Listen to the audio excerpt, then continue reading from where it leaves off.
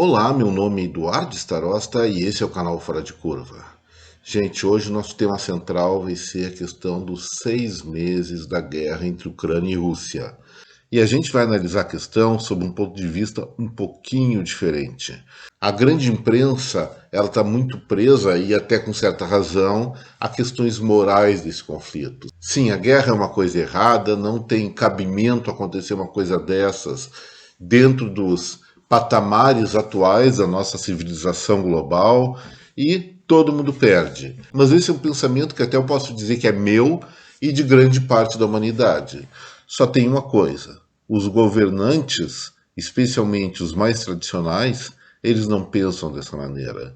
E aí, pessoal, para tentar imaginar quais são as prováveis decorrências desse conflito, que parece que não são muito óbvias, nós vamos ter que fazer um tipo de análise um pouco diferente, que realmente está muito longe, mas muito longe mesmo, do que nós conhecemos como moralidade.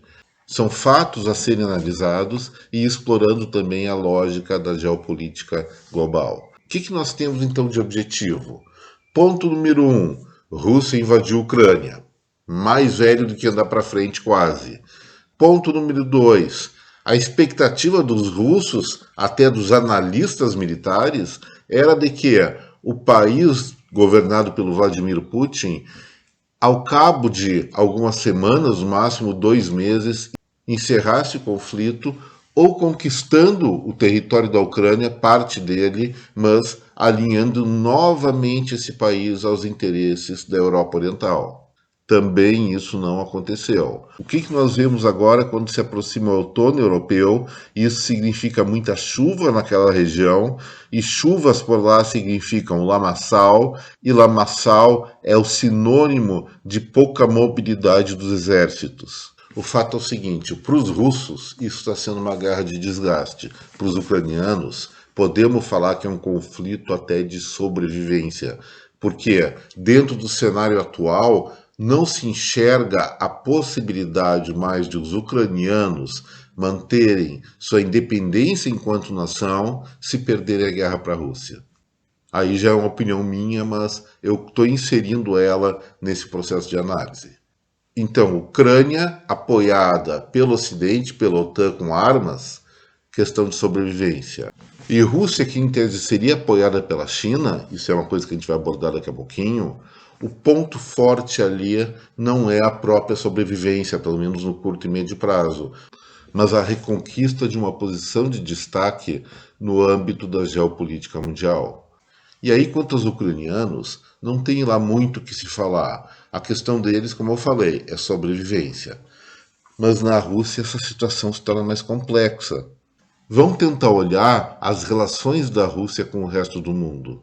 Em primeiro lugar, eles são o maior país do mundo, envolvem 2 continentes, ocupando a maior parte deles, Europa e Ásia, e estão entre essas 2 grandes fontes de civilização global. As relações russas com a Europa Ocidental historicamente sempre foram tensas. Vamos lembrar não apenas a Segunda Guerra Mundial, mas também as invasões napoleônicas àquele país. Pelo lado asiático, as coisas não são tão tranquilas assim. No início do século XX, eles perderam a guerra para o Japão e entraram em várias oportunidades em conflito com os chineses, até naquele tempo que os 2 países eram comunistas. Sob o governo de Mao Tse-tung, China e a ex-União Soviética tiveram vários encontros que chegaram às vias de fato, com explosões, mortes, briga por território, e não se pode dizer que efetivamente essas disputas estejam definitivamente enterradas. Não, elas existem ainda, e nós temos que reconhecer o seguinte: de fato, a aliança entre Rússia e China é uma união de conveniências contra uma política em tese ocidental. Eles simplesmente colocaram panos quentes temporários entre as disputas que eles têm territoriais e geopolíticas para estarem, pelo menos aparentemente, num bloco contra um inimigo comum. Mas será que é inimigo comum, gente? O que seria da China se não fosse os consumidores ocidentais? Para onde a China vai vender toda aquela produção industrial? A China, sim, ela precisa do Ocidente e ela vai entrar em guerra com seus principais clientes? Você faria isso? Acho que não. Aí, só um apêndice dessa análise, vamos ver o que aconteceu quando a presidente do Congresso dos Estados Unidos foi para Taiwan e eles fizeram várias ameaças. Pessoal, tudo não passou de demonstração de força militar sem um único tiro. Por que está acontecendo isso? Primeiro, Taiwan tem um poder oculto lá dentro que não é militar, e sim é a tecnologia. Eles são os principais produtores de chips, de semicondutores do mundo de alta qualidade. Não é aquele que a China produz que irriga o mercado automobilístico de uma maneira, diremos assim, mais vulgar. São aqueles que realmente fazem a diferença, que dão inteligência à inteligência. Então, Taiwan é sim estratégico, não só para o Ocidente, como para a China e o mundo inteiro. E aí, enquanto os chineses não tiverem essa expertise, diminui o interesse deles de realmente ir às vias de fato com a ilha que fica perto do seu território, ou segundo eles é território deles. Então, separando essa questão, e ainda lembrando que os chineses, eles não são a maior potência militar do mundo, pelo menos ainda. Querem ser, em tese, até 2050, mas não são.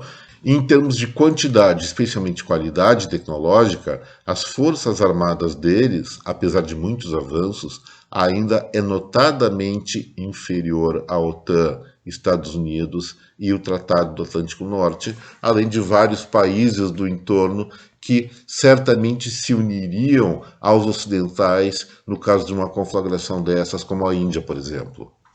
E aí voltamos para a Rússia. Tá, a Rússia está invadindo a Ucrânia, ganhou mais ou menos 20% do território do país, mas não consolidou esse domínio. Então a guerra continua, vai chegar o outono, vai chegar o inverno, os parâmetros dessa guerra vão mudar e, enquanto isso, a Ucrânia recebe recursos do exterior e a Rússia tem que lidar com recursos próprios, mesmo que esteja vendendo seu petróleo para os indianos, para os chineses com deságio, isso não é suficiente. Eles precisam dos semicondutores, aqueles de Taiwan, até dos chineses, para equipar suas armas, seus mísseis, enfim, seus drones, todo aquele arcabouço de armas. E aí, gente, o que acontece com os russos? Perguntando novamente. A continuar essa guerra, vai ser um enorme desgaste, não só econômico como militar para eles. Eles têm um grande estoque de mísseis, de armas ainda do período da União Soviética, mas será que isso é suficiente? Talvez em um certo momento isso deixe de ser. A Rússia tem algumas alternativas, então. Ou tentar fazer novas alianças econômicas com países que não sejam a Europa e a China, porque, apesar de dar o apoio, dizer apoio à causa russa, não está movendo um palitinho de fósforo ou de dente no sentido de dar suporte econômico ou militar para os russos nessa briga com a Ucrânia.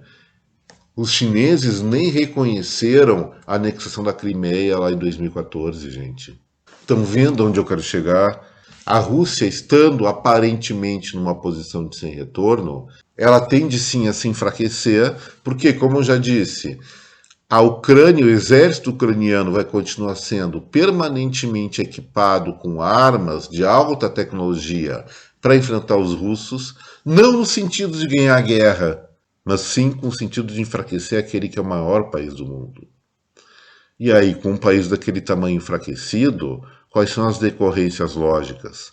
Será que os próprios chineses não vão tirar aqueles panos quentes das disputas históricas com os russos e querer abocanhar territórios ou querer exercer uma influência maior, se tornando os dominantes de todo o oeste e região central da Ásia?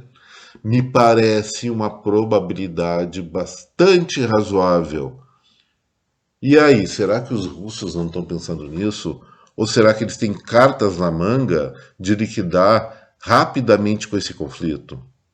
Não parece que eles tenham essas cartas na manga, pelo menos no atual momento. Podemos ser surpreendidos. Mas a questão é a seguinte: o objetivo, pelo menos, do Vladimir Putin naquele momento não deu certo. Ele não conquistou a Ucrânia no tempo hábil que permitiria ele mostrar a sua força, a sua hegemonia militar.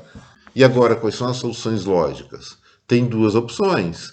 Transformar esse embate na Ucrânia num embate um pouco mais moderado, um pouco mais frio, vamos falar assim, no sentido de que eles mantêm uma ocupação, mantêm um conflito, mas menos custoso que eles possam bancar, de acordo com a sua situação econômica agora, e não enfraquecer demasiadamente suas forças armadas, ou então eles vão ter que intensificar ataques no objetivo da conquista, mas isso vai ser muito difícil e talvez improvável, a não ser com o uso de armamento nuclear, o que, pelo menos pela nossa vontade, está meio que riscado das fortes possibilidades em função da reação de outros países.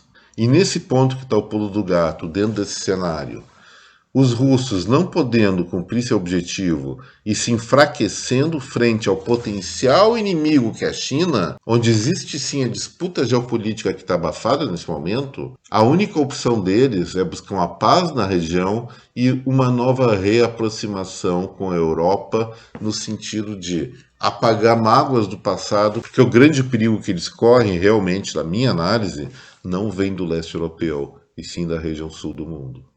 Era isso por hoje. Eu espero que vocês tenham gostado dessa análise geopolítica do Fora de Curva.